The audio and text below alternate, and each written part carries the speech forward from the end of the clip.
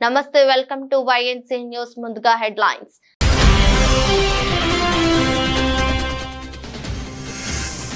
విజయవాడ వచ్చిన కేంద్ర మంత్రి శివరాజ్ సింగ్ చౌహాన్ బుడమేరు గుండ్లు పూడ్చేందుకు ఆర్మీని పిలుస్తామని వెల్లడి.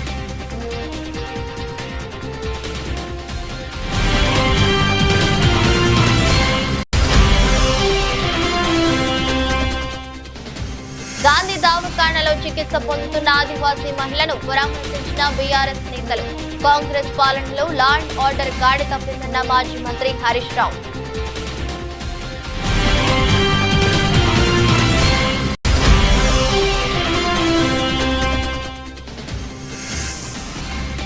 ఖమ్మంలో పర్యటిస్తున్న కేంద్ర మంత్రి. ముప్పు ప్రాంతానికి గురైన ప్రకాష్ నగర్ కాలనీని ఏరియల్ సర్వే ద్వారా పరిశీలించిన శివరాజ్ సింగ్ చౌహాన్.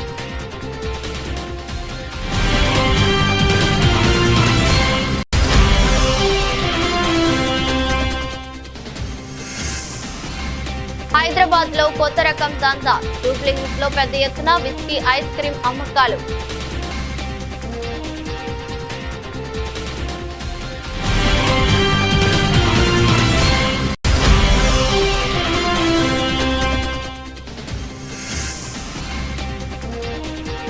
కపిల్ పార్మర్ చారిత్రాత్మక మెడల్. 25 పథకాల లక్ష్యాన్ని చేరిన భారత్.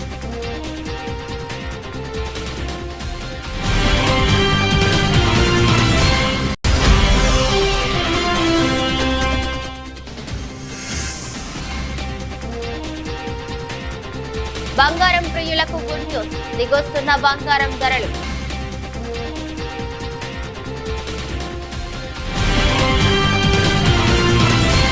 విజయవాడ వచ్చిన కేంద్ర మంత్రి శివరాజ్ సింగ్ చౌహాన్ వరద ప్రభావిత ప్రాంతాల్లో ఏరియల్ సర్వే అనంతరం మీడియా సమావేశం నిర్వహించారు.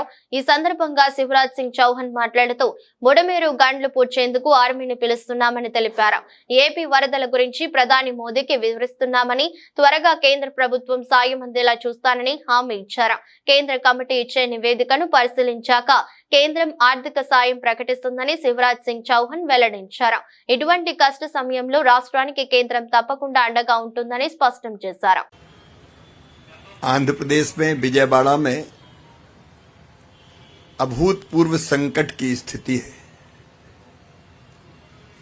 ऐसा पहले कभी देखा नहीं गया. एक साथ 400 मिलीमीटर बारिश और उसके कारण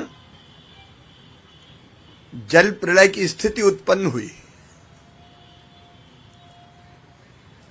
बुड़मेरू में कई ब्रीच हो जाने के कारण और अनपेक्षित पानी आने के कारण विजयवाड़ा में पानी भरा हुआ है. अभूतपूर्व संकट की स्थिति है. लेकिन मैं आंध्र प्रदेश के मुख्यमंत्री और देश के सम्मानीय नेता श्रीमान चंद्रबाबू नायडू गारू जी को इस बात के लिए धन्यवाद दूंगा कि वो और उनकी पूरी टीम 24/7 यहीं उनका सेक्रेटरिएट बना लिया कलेक्ट्रेट को और 24 घंटे काम कर रहे हैं. जब से ये संकट की स्थिति पैदा हुई, వరద బాధితుల సహాయార్థం ప్రఖ్యాత ఏఐజీ హాస్పిటల్స్ యాజమాన్యం ముఖ్యమంత్రి సహాయ నిధికి 1 కోటి విరాళం ఇచ్చింది. జూబ్లీహిల్స్ నివాసంలో ముఖ్యమంత్రి రేవంత్ రెడ్డి, ఉప ముఖ్యమంత్రి మల్లు బట్టి విక్రమార్క కలిసి AIG hospitals chairman doctor D Nageshwar Reddy, vice chairman PVS Raju విరాళం చెక్కును అందజేశారు. రాష్ట్రంలో అత్యాచారాలు నిత్య కృత్యమయ్యాయని మాజీ మంత్రి హరీష్ రావు విమర్శించారు. 9 నెలల కాంగ్రెస్ పాలనలో మహిళలపై 1900 లైంగిక దాడులు జరిగాయని చెప్పారు. ముఖ్యమంత్రి వద్దే హోంశాఖ ఉన్నప్పటికీ ప్రతిరోజు 2 హత్యలు, 4 మానభంగాలు అన్నట్టుగా పరిస్థితి తయారైందని ఆగ్రహం వ్యక్తం చేశారు. హరీష్ రావు నేతృత్వంలోని తలసాని శ్రీనివాస్ యాదవ్, సబితా ఇంద్రారెడ్డి, సునీత లక్ష్మారెడ్డి, ఎమ్మెల్యే కోవా లక్ష్మి, ముఠా గోపాల్ తో కూడిన బీఆర్ఎస్ ఎమ్మెల్యే బృందం హైదరాబాద్ గాంధీ దవాఖానలో చికిత్స పొందుతున్న ఆదివాసీ మహిళను పరామర్శించింది. అనంతరం హరీష్ రావు మాట్లాడుతూ కాంగ్రెస్ పాలనలో మహిళలకు భద్రత కరువైందన్నారు. బాధితురాలికి 10 లక్షల పరిహారం ఇవ్వాలని కావాలని డిమాండ్ చేశారు. బీఆర్ఎస్ హయాంలో మహిళల రక్షణకు షీ టీమ్స్ ఏర్పాటు చేశామన్నారు. ఈ రోజు ఈ ముఖ్యమంత్రి గారు వరద విపత్తు సహాయం చేయడంలో ఫెయిల్ అయిపోయింది, వరద నిర్వహణలో ఫెయిల్ అయిపోయింది, లా అండ్ ఆర్డర్లో ఫెయిల్ అయిపోయింది, రుణమాఫీ చేయడంలో ఫెయిల్ అయిపోయింది, విద్యా వ్యవస్థను నడిపించడంలో ఫెయిల్ అయిపోయింది. మొత్తంగా ముఖ్యమంత్రి గారు ఫెయిల్ అయిపోయింది. ముఖ్యమంత్రి గారి దగ్గరనే హోంశాఖ ఉంది. ఆయన నిర్వహించే హోంశాఖ ఇవాళ ఎట్లయిపోయింది? రోజు 2 హత్యలు 4 మానభంగాలు అన్నట్టు అయిపోయింది రాష్ట్రం. ఇదా మీరు నిర్వహించేది? ఇదా మీరు ప్రతిష్ట చేసేది? ఎంతసేపు ప్రతిపక్షాలను చేసుడు, మా మీద అక్రమ కేసులు పెట్టుడు, మా ఎమ్మెల్యేలను వేధించుడు, ఎమ్మెల్యేల ఇళ్లకు పోయి కండువాలు కప్పడం మీద బిజీ ఉన్నావు తప్ప పాలన గాలి తొదిలేసింది ముఖ్యమంత్రి గారు.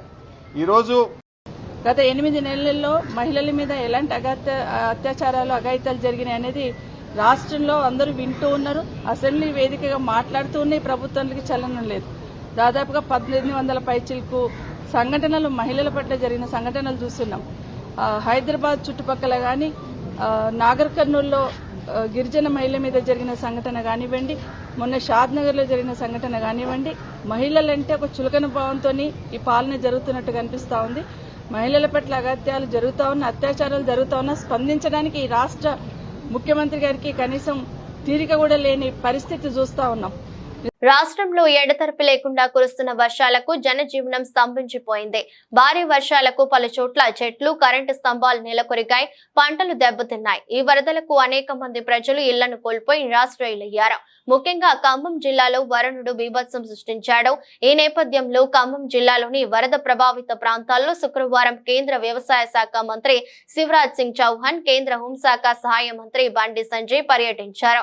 ఖమ్మం, పాలేరు, మధుర ప్రాంతాల్లో కేంద్ర మంత్రులు ఏరియల్ సర్వే పరిశీలించారు. వరదలకు కొట్టుకుపోయిన సాగర్ ఎడమ కాలువను పరిశీలించారు.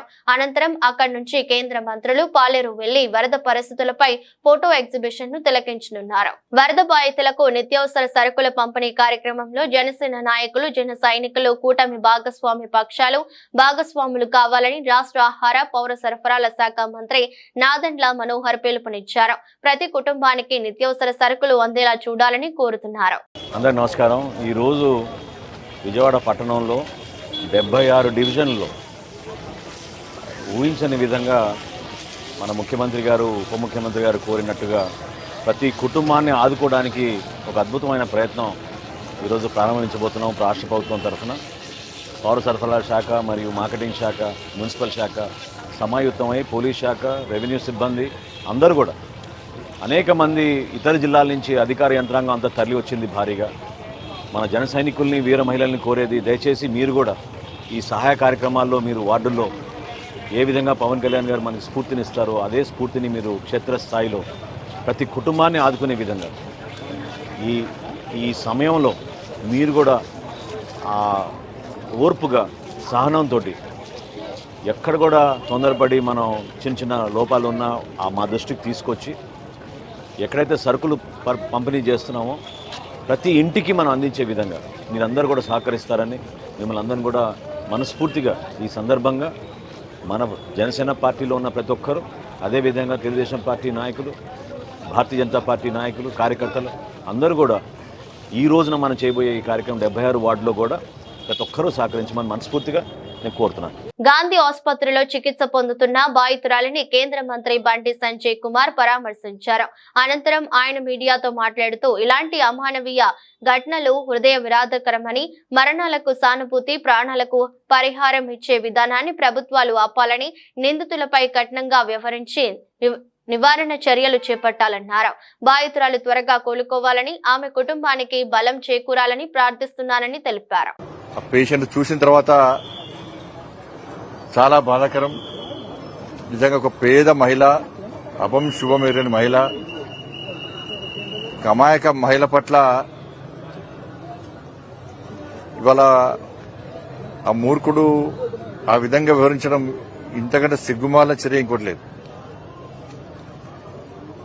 వాళ్ళ అన్నకు రాఖీ కట్టడానికని రాఖీ పండుగ రోజు పోతుంటే ఆటో డ్రైవర్ కదా అని చెప్పి వాడు మూర్ఖుడు అని తెలియకుండా వాడిని ఆటో ఎక్కితే జంగల్ తీసుకుపోయి ఆమెను ఇష్టానుసారంగా రాళ్లతోని, కట్టెలతోని, అసలు ఫేస్ లో ఏం లేదు, ఫేస్ మొత్తం పనులు మొత్తం ఎక్కలేదు.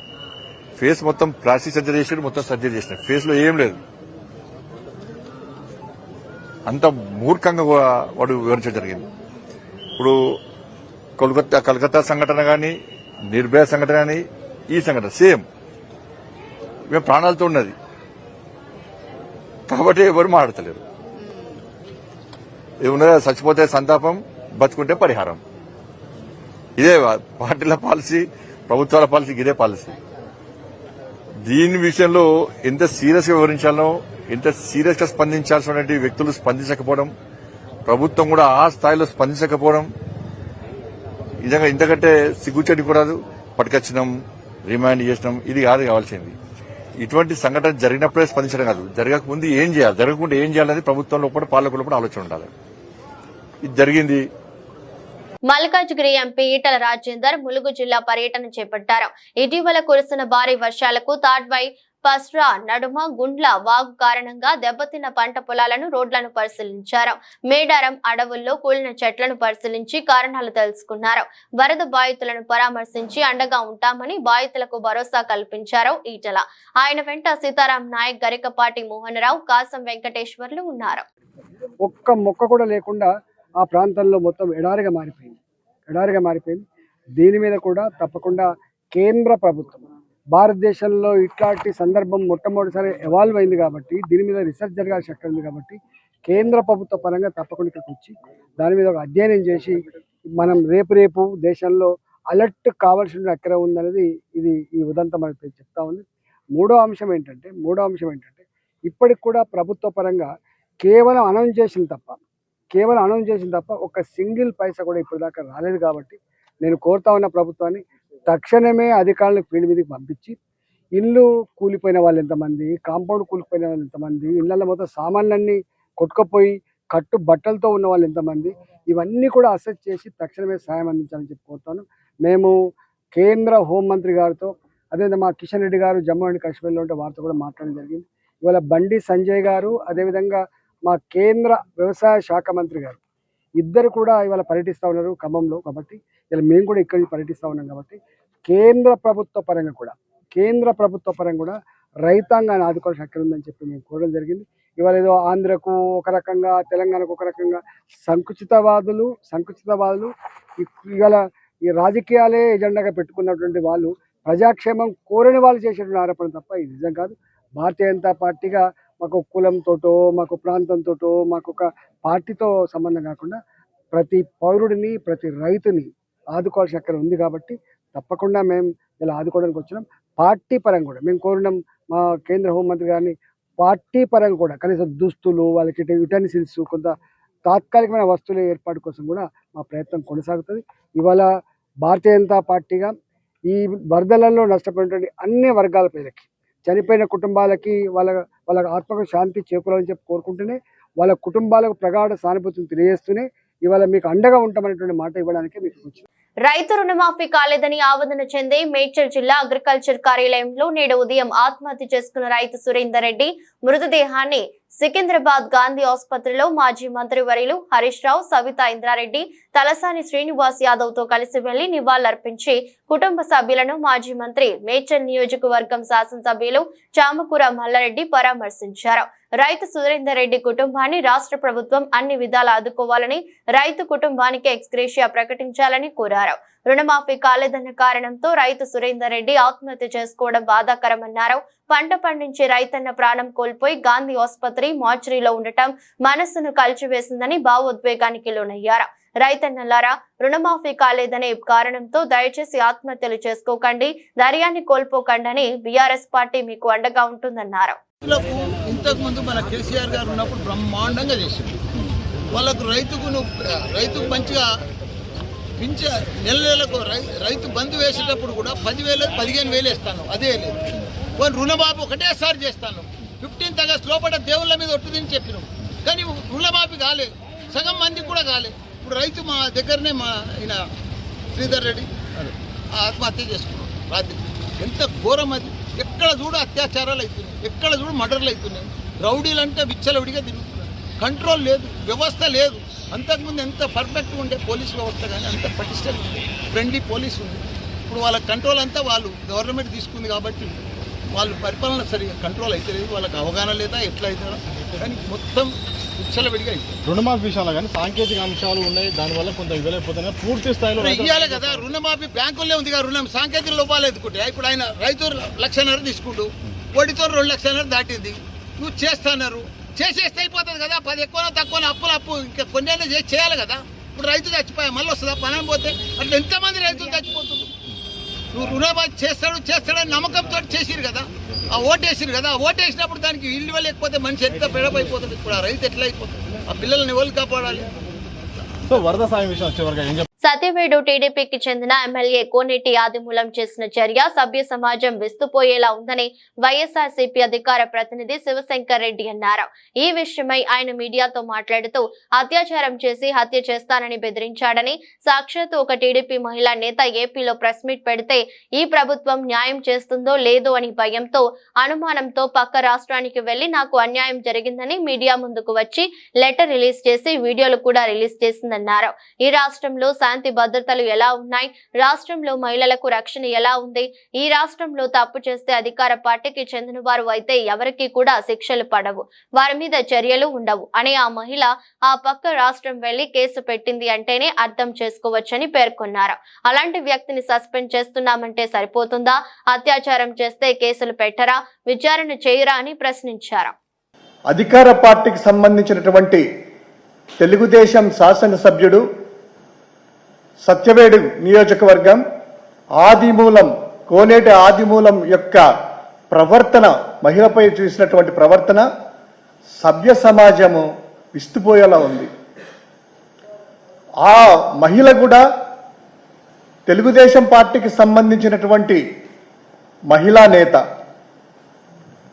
ఈ ఎమ్మెల్యే చేసినటువంటి ఈ ప్రవర్తనకి వీటికి అత్యాచారం చేశాడు, తర్వాత హత్య చేయడానికి ప్రయత్నం చేశాడు అని ఒక మహిళ సాక్షాత్తు తెలుగుదేశానికి సంబంధించినటువంటి నియోజకవర్గ మహిళా నాయకురాలు ఇక్కడ ప్రెస్ మీట్ పెడితే ఇక్కడ ప్రభుత్వం న్యాయం చేస్తుందో లేదో అనేటువంటి భయంతో అనుమానంతో పక్క రాష్ట్రానికి వెళ్ళి హైదరాబాద్ ప్రెస్ క్లబ్లో మహిళ నాకు ఇలా అన్యాయం జరిగిందని మీడియా ముందుకొచ్చి లెటర్ రిలీజ్ చేసేసి దానికి సంబంధించినటువంటి వీడియోలు కూడా ఈరోజు బయటపడితే సభ్య సమాజం అంతా కూడా విస్తుపోతుంది.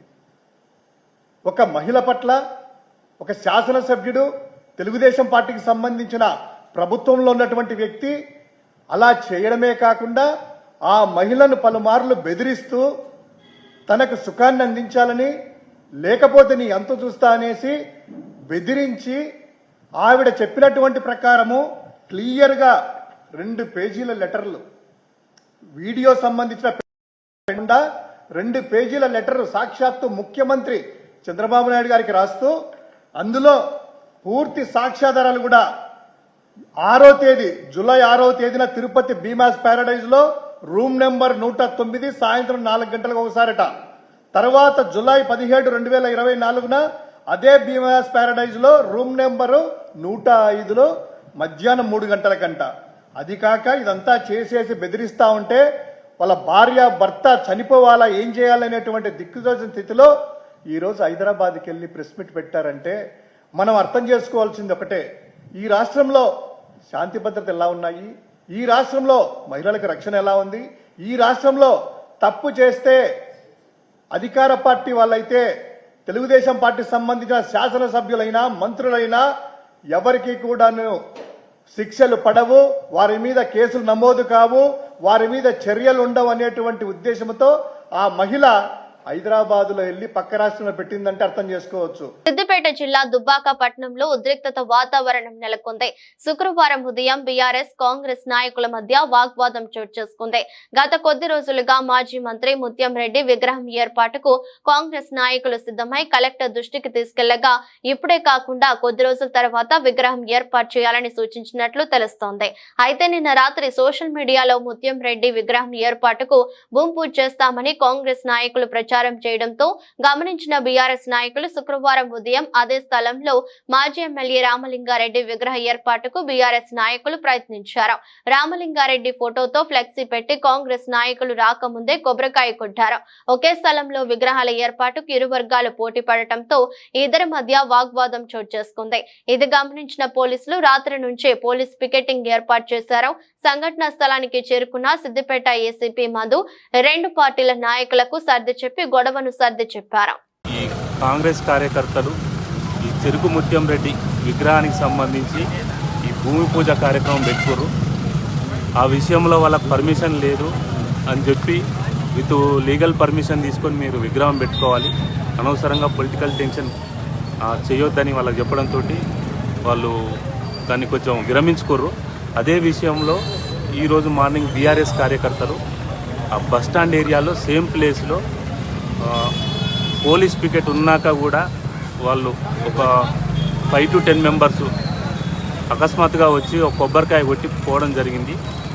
దాని మీద విత్ లీగల్గా కంప్లైంట్ ఇస్తే విత్ ఏఎస్ఐ గారితో ఒక కంప్లైంట్ తీసుకొని కేసు రిజిస్టర్ చేస్తాం.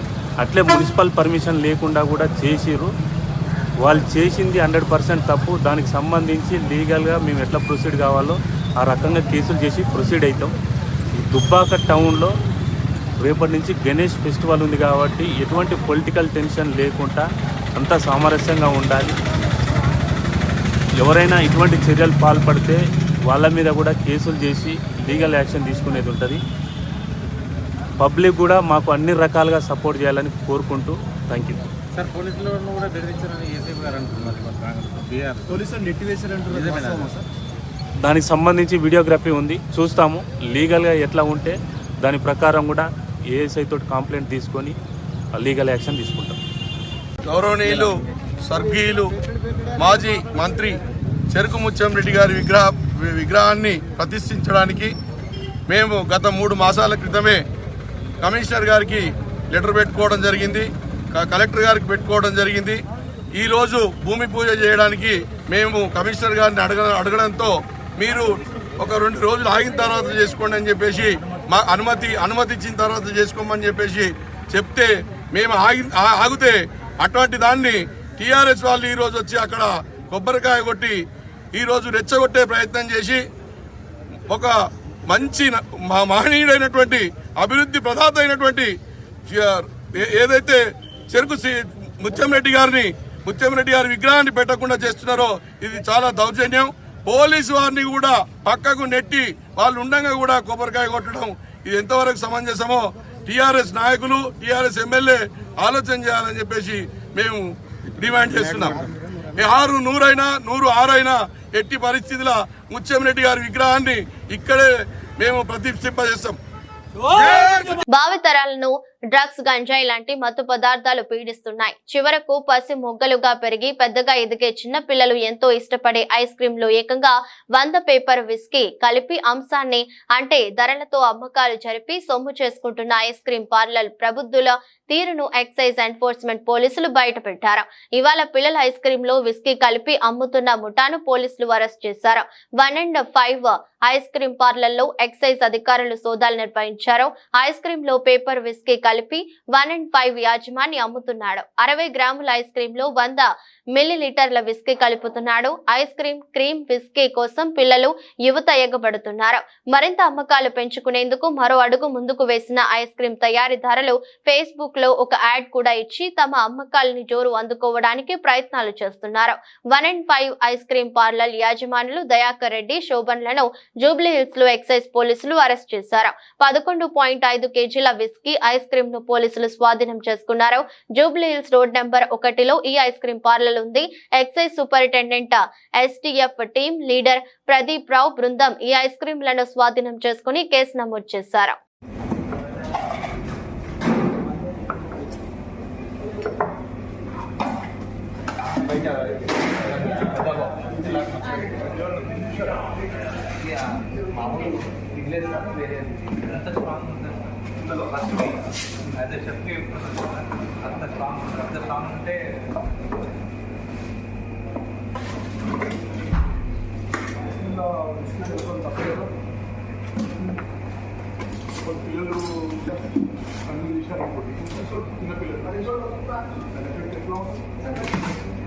భారత క్రికెటర్ రవీంద్ర జడేజా ఈరోజు బీజేపీలో చేరినట్లు ఆయన భార్య రివాబా జడేజా ఎక్స్ వేదికగా పోస్టు చేశారు.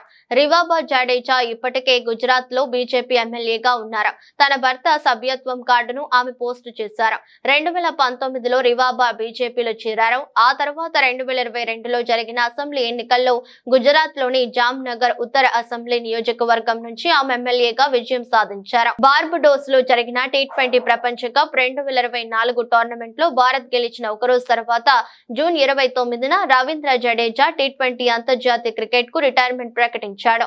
దేశవ్యాప్తంగా పార్టీ సభ్యత్వ నమోదు కార్యక్రమాన్ని బీజేపీ జాతీయ అధ్యక్షుడు జేపీ నడ్డా సెప్టెంబర్ 2వ తేదీన ఢిల్లీలో ప్రారంభించడం తెలిసిందే. ప్రధాని మోదీ తొలి సభ్యత్వాన్ని తీసుకోవడం ద్వారా పార్టీలో తన ప్రాథమిక సభ్యత్వాన్ని రెన్యువల్ చేసుకున్నారు. పారిస్ పారాలింపిక్స్ లో భారత అథ్లెట్లు అద్భుత ప్రదర్శనతో అదరగొడుతున్నారు. తాజాగా భారత్ ఖాతాలో 25వ పథకం చేరింది. భారత జాడోకా కపిల్ పార్మర్ గురువారం జరిగిన పురుషుల 60 కిలోల J1 ఈవెంట్ లో కాంస్యం గెలిచారు. ప్రపంచ 2వ ర్యాంకర్ జుడోకా ఎలియల్టన్ డి ఒలివేరాను ఓడించి పథకం సొంతం చేసుకున్నారు. దీంతో కపిల్ పార్మర్ జుడోలో మెడల్ సాధించిన మొదటి భారత జుడోకాగా చరిత్ర సృష్టించారు. మరోవైపు మిక్స్డ్ రికర్వ్ ఓపెన్ ఈవెంట్ లో ఆర్చర్లు హర్వీందర్ సింగ్, పూజా తమ కాంస్య పతక పోరులో పరాజయం పాలయ్యారు. అంతకుముందు వ్యక్తిగత విభాగంలో హర్వీందర్ సింగ్ గోల్డ్ గెలిచిన విషయం తెలిసిందే. ఇక power lifter Ashok, shot putter Aravind ఆకట్టుకోలేకపోయారు. సిమ్రాన్ శర్మ కూడా మహిళల 100 మీటర్ల T12 ఫైనల్లో 4వ స్థానంలో నిలిచి త్రుటిలో పతాకాన్ని కోల్పోయింది. ఇక టీమిండియా ఈసారి 25 పతాకాల లక్ష్యంగా బరిలోకి దిగగా నిన్నటితో ఆ టార్గెట్ ను అందుకుంది. మరో 3 రోజులు గేమ్స్ మిగిలి ఉన్నాయి. దీంతో పతాకాల సంఖ్య పెరిగే అవకాశం ఉంది. ప్రస్తుతం భారత్ ఖాతాలో 25 మెడల్స్ ఉండగా వీటిలో 5 స్వర్ణాలు, 9 రజతాలు, 11 కాంస్య పతకాలు ఉన్నాయి. దీంతో పతాకాల పట్టికలో భారత్ 16వ స్థానంలో కొనసాగుతోంది. బంగారం ప్రియులకు గుడ్ న్యూస్. కొంతకాలంగా స్వల్పంగా తగ్గుతూ వస్తున్న బంగారం ధరలు శుక్రవారం కూడా స్వల్పంగా తగ్గాయి. వారం రోజులుగా బంగారం ధరలో పెరుగుదల కనిపించడం లేదు. ఇవాళ బంగారం ధరలు 100 మేర తగ్గాయి. ఈ ఏడాది భారత్ లో బంగారం వినియోగం భారీగా పెరిగే అవకాశం ఉందని వరల్డ్ గోల్డ్ కౌన్సిల్ అంచనా వేస్తున్నందున ధరలు అమాంతం పెరిగే అవకాశం ఉందని నిపుణులు అంటున్నారు. కాబట్టి గోల్డ్ కొనే వారికి ఇప్పుడే మంచి అవకాశం. తెలుగు రాష్ట్రాల్లోనూ బంగారం ధరలు స్థిరంగా కొనసాగుతున్నాయి. హైదరాబాద్ లో శుక్రవారం 10 గ్రాముల 22 క్యారెట్ల బంగారం ధర 66,680గా ఉంది. 24 క్యారెట్ల బంగారం ధర 72,750గా ఉంది. విజయవాడలో కూడా 10 గ్రాముల 22 క్యారెట్ల బంగారం ధర 66,680, 24 క్యారెట్ల బంగారం ధర 72,750గా ఉంది. విశాఖపట్నం సహా ఏపీలోని ప్రధాన నగరాల్లోనూ ఇవే ధరలు కొనసాగుతున్నాయి. ఢిల్లీలో కిలో వెండి ధర 85,800గా ఉండగా కోల్కతాలో 84,900, బెంగళూరులో 82,800 వద్ద ట్రేడ్ అవుతోంది. హైదరాబాద్, విశాఖ, విజయవాడలో కిలో వెండి ధర అత్యధికంగా 89,900గా ఉంది. వార్తలు ముగించే ముందు మరోసారి హెడ్లైన్స్.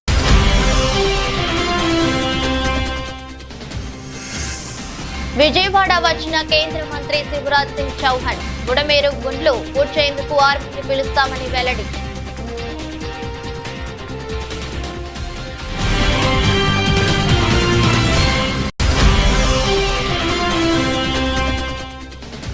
గాంధీ దవాఖానలో చికిత్స పొందుతున్న ఆదివాసీ మహిళను పరామర్శించిన బీఆర్ఎస్ నేతలు.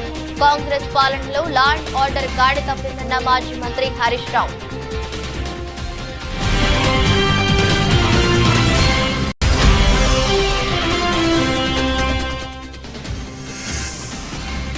ఖమ్మంలో పర్యటిస్తున్న కేంద్ర మంత్రి. ముప్పు ప్రాంతానికి గురైన ప్రకాష్ నగర్ కాలనీని ఏరియల్ సర్వే ద్వారా పరిశీలించిన శివరాజ్ సింగ్ చౌహాన్.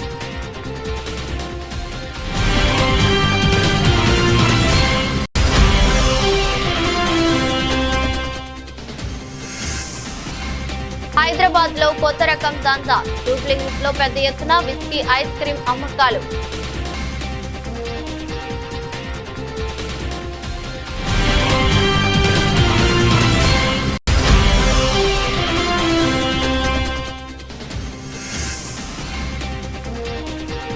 కపిల్ పార్మర్ చారిత్రాత్మక మెడల్. 25 పతకాల లక్ష్యాన్ని చేరిన భారత్.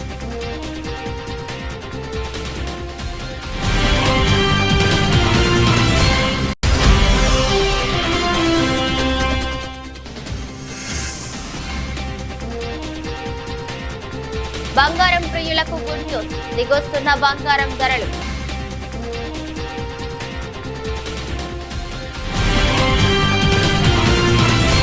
ఈ దృష్టి బులెటిన్ మరో బులెటిన్లో మళ్ళీ కలుద్దాం. అంతవరకు సెలవు. నమస్కారం.